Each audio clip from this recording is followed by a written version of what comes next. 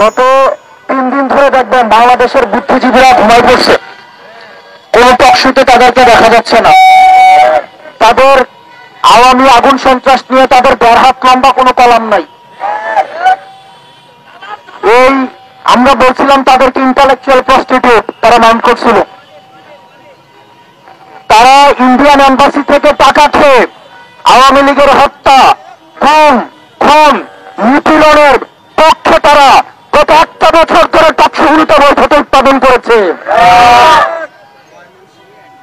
এদের tax file টান দিতে হবে, এদের ট্যাক্স রিটার্ন টান দিতে হবে। কারা এদেরকে ফান্ড করে? এরা আওয়ামী লীগের পক্ষে বৈঠকে উৎপাদন করছে। দীর্ঘ 1.5 দশকের বেশি সময় ধরে ফেসিবাদ বিরোধী ক্রিয়াশীল যে রাজনৈতিক দলগুলি ছিল, সেই দলগুলির নেতা কর্মীদেরকে আওয়ামী আগুন সন্ত্রাস তাদেরকে পুড়িয়ে হত্যা করেছে। এই আওয়ামী আগুন সন্ত্রাসের নথিবদ্ধ যে অভ্যাস, সেই অভ্যাস পুরনো অভ্যাস। তাদেরকে আমাদের সমন্বিতভাবে তাদেরকে আমাদের প্রতিরোধ করতে হবে এবং টকশোতে বসে, পত্রিকার প্যানেলে বসে যারা আওয়ামী লীগের ওপর এদের বৈঠক উৎপাদন করে তাদেরও বিচার হতে হবে।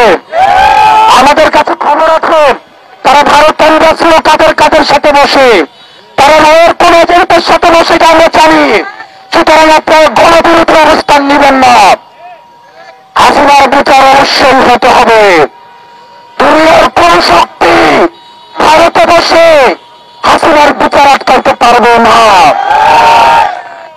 হাসিনা 13 নভেম্বর 2023 সালে বলছিল, যার আগুন দিতে আসবে তাকে আগুন পুরাই দিতে হবে। যারা এখন জীবন, সম্পদ, বাস, রিক্সা দিয়ে আগুন দিতে আসবে, হাসিনার নির্দেশনা সবাই অনুসরণ করবেন। আজকে ময়মনসিংহে একজন শিশুকে এই আওয়ামী আগুন সন্ত্রাস তাকে পুড়িয়ে হত্যা করেছে।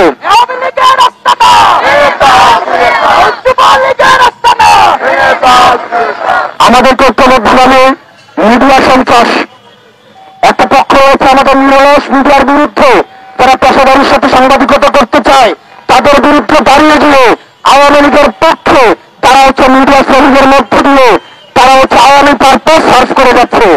মনে রাখতে হবে, আওয়ামী লীগ কোন নীতিগতভাবে তাদের বিদায় ঘটে নাই, তাদের বিদায় ঘটেছে গণঅভ্যুত্থানের মধ্য দিয়ে।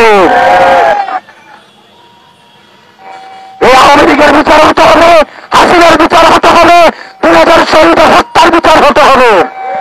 এর আগে যারা আওয়ামী লীগের বিষয়ে কোন ধরনের নরমালাইজ করার চেষ্টা করবে তাদেরকে জনগণ প্রতিরোধ করবে। দেশবাসী আমাদেরকে ঐক্যবদ্ধভাবে এই আওয়ামী লীগকে প্রতিরোধ করতে হবে, আগুন সন্ত্রাসের বিরুদ্ধে অবস্থান নিতে হবে। আমরা ঐক্যবদ্ধভাবে থাকবো যাতে করে আমাদের বিভাজনকে পুঁজি বানিয়ে আওয়ামী লীগ আবার পুনর্বাসন না হতে পারে। আপনারা ঐক্যবদ্ধ থাকবেন। আমাদের সারা দেশের সকল ইউনিটের নেতা কর্মীদেরকে আমরা বলবো, আপনারা জনগণের পাশে থাকবেন। যেখানে আওয়ামী লীগ দেখবেন, যেখানে আওয়ামী লীগের আগুন সন্ত্রাস দেখবেন, যেখানে জনগণকে বিপন্ন করার জন্য পরিকল্পনা দেখবেন, তাদেরকে ধরে তাদেরকে পুলিশের হাতে তুলে দিবেন। আপনারা সবাই ভালো থাকবেন। ইনকিলাব, ইনকিলাব, এনসিপি, এনসিপি।